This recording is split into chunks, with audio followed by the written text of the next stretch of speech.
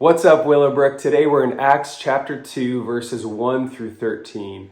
Now, if you remember in chapter 1, Jesus tells his apostles to go to Jerusalem and to wait for the Holy Spirit. And that's where our passage picks up today. Starting in verse 1, it says, "When the day of Pentecost came, they were all together in one place. Suddenly a sound like the blowing of a violent wind came from heaven and filled the whole house where they were sitting. They saw what seemed to be tongues of fire that separated and came to rest on each of them. All of them were filled with the Holy Spirit and began to speak in other tongues as the Spirit enabled them.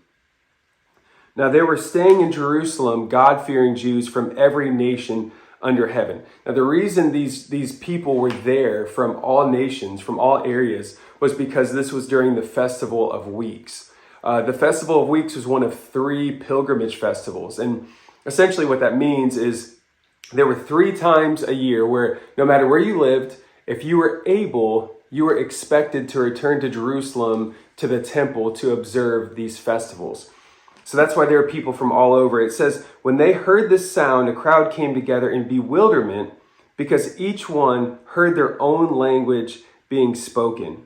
Then it goes on in verse 11 to say, "We hear them declaring the wonders of God in our own tongues." This moment changed everything.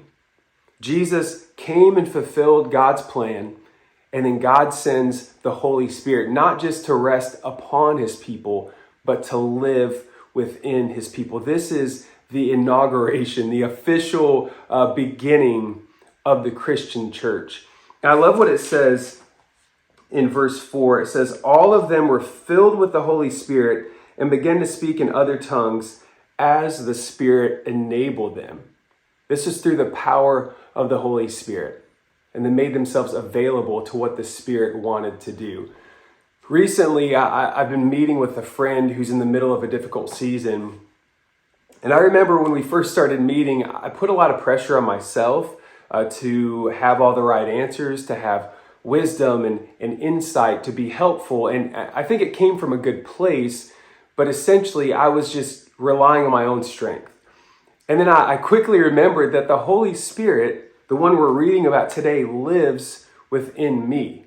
And if you're a believer, the Holy Spirit lives within you. And God hasn't called us to be impressive. God's called us to be submissive.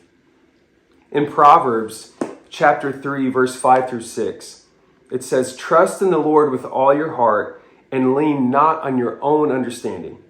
In all your ways submit to him, and he will make your paths straight." This is what he's calling us to do today.